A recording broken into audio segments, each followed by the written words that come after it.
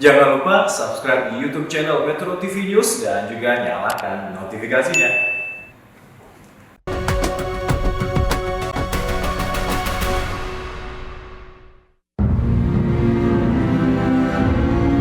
Pada saat menjabat sebagai Gubernur DKI Jakarta, Heng Ngantung yang berlatar belakang non-partisan sempat memperkenalkan sejumlah pendekatan baru dalam memimpin kota Jakarta. Heng Ngantung, misalnya, menginisiasi sejumlah pendekatan yang tidak konvensional untuk meningkatkan partisipasi masyarakat dalam merawat dan membangun Jakarta.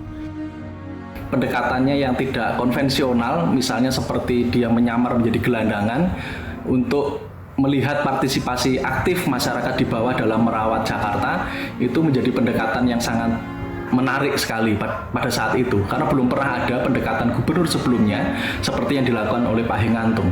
Termasuk juga ketika dia menyerukan gerakan kerja bakti setiap hari Minggu, belum pernah ada juga gubernur yang menyerukan gerakan itu untuk menanggulangi banjir di Jakarta pada saat itu. Pada tanggal 15 Juli 1965, Heng Ngantung dicopot mendadak dari jabatannya sebagai Gubernur Jakarta oleh Presiden Soekarno. Heng dicopot dari jabatannya saat ia sedang pergi berobat ke Austria.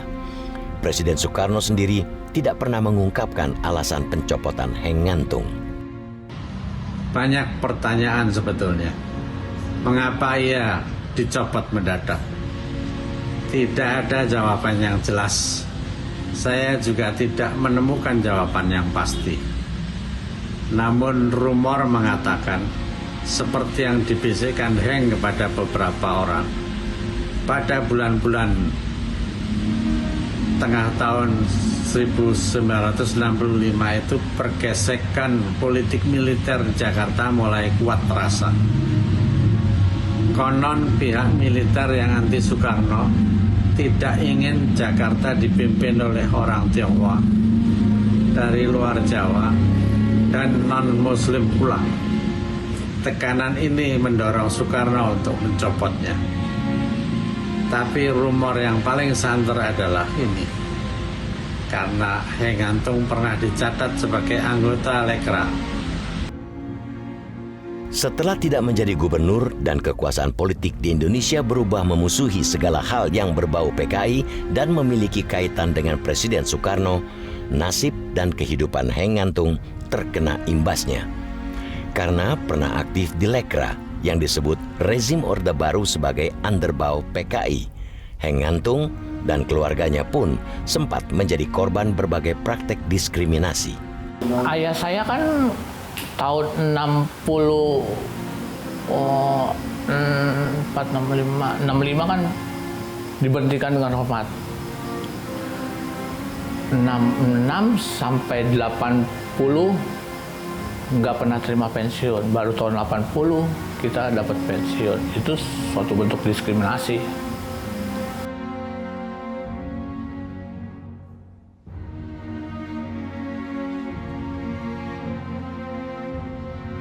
Setelah 1965, kemana nama Heng Ngantung? Heng Ngantung ternyata tenggelam. Tepatnya ditenggelamkan sampai 25 tahun kemudian.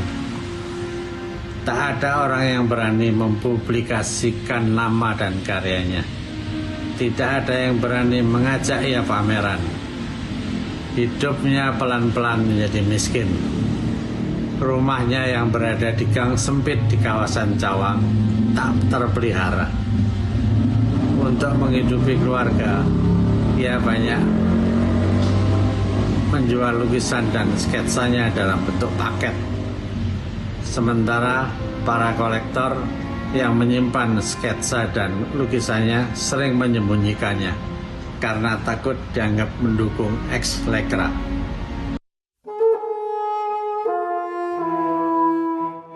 Setelah tidak menjadi pejabat, Heng Ngantung kembali menekuni dunia lukis dan menggantungkan biaya hidup keluarganya dari karya-karya gambar dan lukisan yang ia ciptakan. Hingga di penghujung usianya, dalam kondisi yang kerap kali sakit-sakitan dan hampir buta, Heng Ngantung tetap melukis. Ayah saya setelah tidak menjabat itu sehari-harinya kembali melukis. Pada saat itu dia juga melukisnya sebenarnya kondisi matanya juga udah nggak bagus ya. Karena Pak Heng itu kan pada saat terakhir itu kan kena sakit glukoma dan matanya itu sebelah kanan itu sudah buta, tidak bisa lihat, dan sebelah kirinya itu tinggal 30%. Jadi dia kalau melukis itu, pada saat melukis itu dia memang benar-benar nggak mau diganggu. Meski kerap dipersulit oleh penguasa Orde Baru untuk mendapat izin pameran, atas bantuan Ciputra pada tahun 1991, Heng Ngantung sempat menggelar pameran lukisan di Pasar Seni Ancol. Pameran yang kemudian dihentikan oleh pihak berwenang ini menjadi pameran terakhir Heng Ngantung. Pada tahun 1991, bulan November sampai Desember, Galeri Pasar Seni Ancol Jakarta memberanikan diri memamerkan lukisan Heng Ngantung.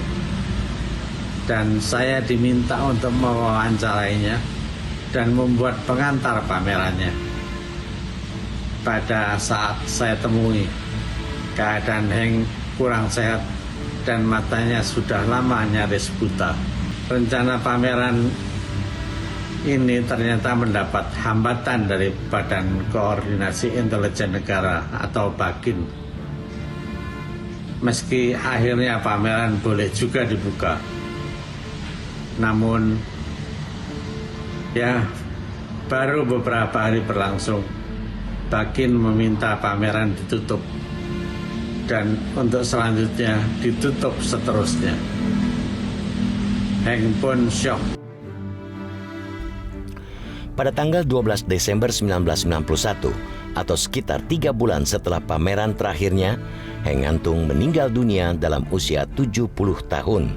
Seniman besar ini pergi dengan meninggalkan banyak jejak karya bagi masyarakat Indonesia, serta jejak semangat dan keteladanan bagi banyak orang yang mengenalnya.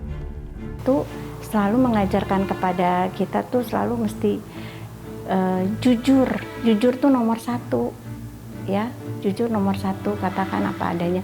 Lalu belajar hidup sederhana, menerima apa adanya ya, gitu. Itu aja, karena ayah saya pun juga begitu. Kontribusi penting Pak Heng Ngantung dalam sejarah seni rupa di Indonesia tentu saja sangat besar. Sketsa-sketsa yang dihasilkan itu kemudian menjadi tonggak penting lahirnya kemudian sketser-sketser sekarang gitu.